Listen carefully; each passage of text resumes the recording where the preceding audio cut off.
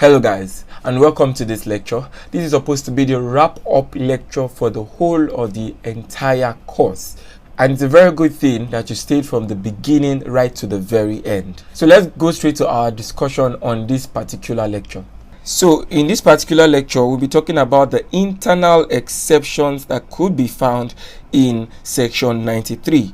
So you would see that there is a proviso under section 93. The first proviso says that provided that a person shall not be entitled to make such assumptions if he had knowledge to the contrary, or if having regards to his position with or relationship to the company he ought to have known the contrary. So here we are talking about actual knowledge and imputed knowledge. We can see that section 93I is similar to the provisions of section 89A. Do not forget that section 89 deals with the liability of the managing director, the board of directors, as well as the members in general meeting.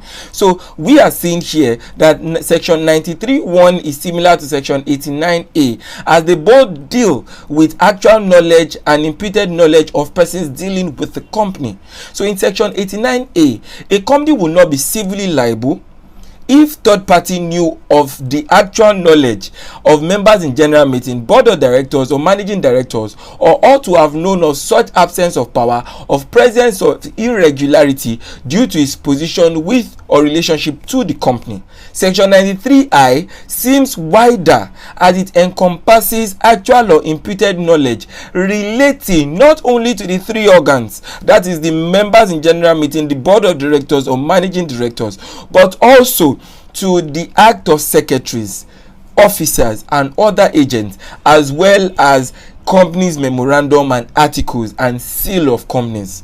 Do you understand? It is wider. When you are looking at section 89A, it narrows down to only those three organs, but section 93I is wider in scope because it encompasses not just the three organs but as well secretaries, officers and other agents. One can rely on either section 89 or section 93 to enforce their transaction with the company. Section 89B of Cama says that the company remains liable for act of members in general meeting, board of directors and managing directors unless third party had actual knowledge or irregularity, and the company is still liable notwithstanding that the business carried out wasn't authorized by the memorandum.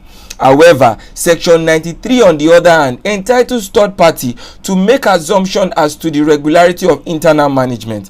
Third party can rely on section 44(3) as well.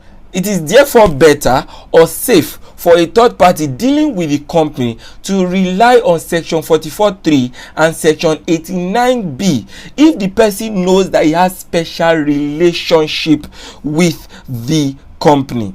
Because if the person comes under section 93 and the person has special relationship, 93 will not avail a person because the proviso in section 93I is encompassing to all the presumptions from A, B, C, D. Do you understand? Section 93I covers A, B, C, D. It says that a person will not be entitled to make such assumptions in A, B, C, D where the person has actual knowledge or where the person has imputed knowledge. If you know you have imputed knowledge, do not come under section 93 or section 89. Stick to section 44(3) or section 89B if you are dealing with the company and you want to enforce a particular transaction.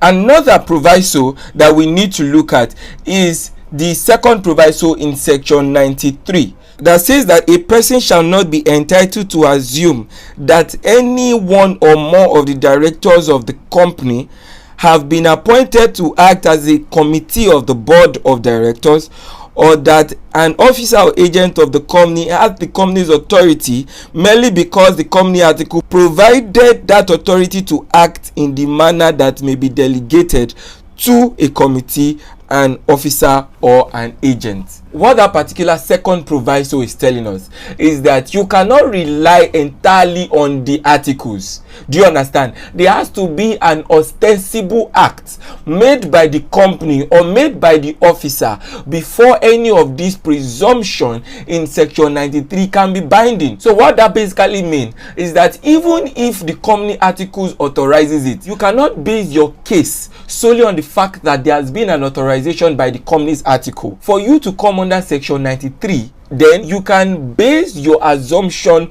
on what has been stated in the company's article, but also with other things that you can see, other actions that were done either by the company or by the officer. If you compare this to the case of Freemian and Lockyer versus Buckhurst Park Properties, you would see that the articles empower the managing directors to do certain things and also empower the delegation of those things to the managing director.